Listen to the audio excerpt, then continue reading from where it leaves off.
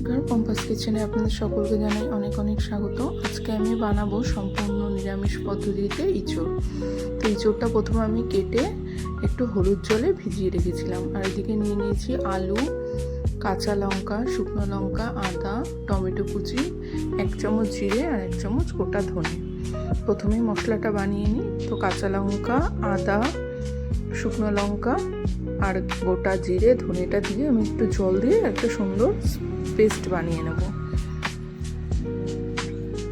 পেস্টটা আমি বানিয়ে নিলাম। দেখুন সুন্দরভাবে পেস্টটা আমি রেডি করে নিয়েছি। আর এদিকে কড়াই বসিয়ে দিয়েছি। কড়াই গরম হয়ে গেলে দেব পরিমাণ মতো সর্ষের তেল।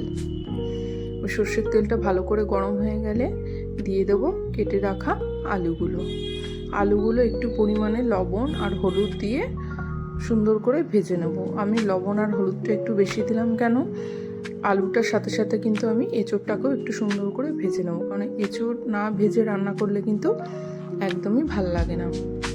তো আলুটা যখন একটু হালকা ভাজা ভাজা হবে তারপরে কেটে ধুয়ে রাখা এঁচোড়টা কিন্তু আমি দিয়ে দেবো। এঁচোড়টা কিন্তু আমি সেদ্ধ করে ফেলে নিইনি, কারণ এঁচোড়টা একদম কচি। যদি আপনারা একটু বড় সাইজের এঁচোড় রান্না করেন তাহলে অবশ্যই একটু গরম জলে ভাপ দিয়ে ফেলে নেবেন। তো যাই হোক, এবার এঁচোড়টা আর আলুটা সুন্দর করে আমি একটু ফ্রাই করে নেব। ফ্রাই করে নেওয়ার পরে তারপরে আমি কিন্তু রান্না করব, এতে স্বাদটা দারুণ বেড়ে যায়। তো ভেজে রাখা হয়ে গেলে এবার আমি তুলে নিলাম। এবার আমি ওই কড়াইয়ের মধ্যে দিয়ে দেবো আরও বেশ কিছুটা সর্ষের তেল। ফোড়নে দেবো একটা শুকনো লঙ্কা, তেজপাতা, গোটা গরম মশলা আর গোটা সাদা জিরে। ফোড়নটা রেডি হয়ে গেছে। এবার দিয়ে দিলাম পেস্ট করে রাখা সমস্ত মশলাটা। দিয়ে দিলাম মিডিয়াম সাইজের একটা টমেটো কুচি। আপনারা চাইলে টমেটোটা পেস্টও করে দিতে পারেন, কিন্তু আমি একটু হালকাভাবে রান্না করব বলে টমেটোটা আমি পেস্ট করলাম না, যেহেতু গরমকাল। এবার দেব পরিমাণ মতো লবণ, হলুদ গুঁড়ো আর একটু অল্প একটু লঙ্কার গুঁড়ো দেবো, আর একটুখানি কিন্তু আমি জিরের গুঁড়োটাও দেবো। মোটামুটি 2 চামচ মতো আমি তাহলে জিরেটা ব্যবহার করলাম, একটু গোটা আর একটু গুঁড়ো দিয়ে এবার একটু মিক্সি ধোয়া জল দিয়ে দিলাম। দিয়ে এবার সমস্ত কিছু ভালো করে কষিয়ে নেব।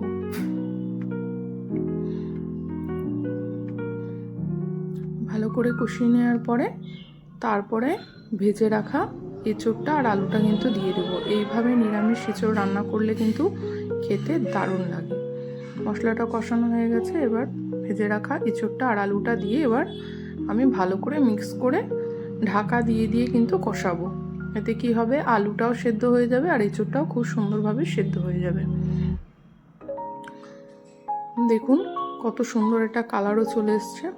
আমি কিন্তু একটু এরকম ঢেকে ঢেকে ঢেকে ঢেকে কষিয়ে নেব। এবার ভালো করে কষানো হয়ে গেলে তারপরে দিয়ে দেবো পরিমাণ মতো জল। দেখুন কত সুন্দর কষানো হয়ে গেছে।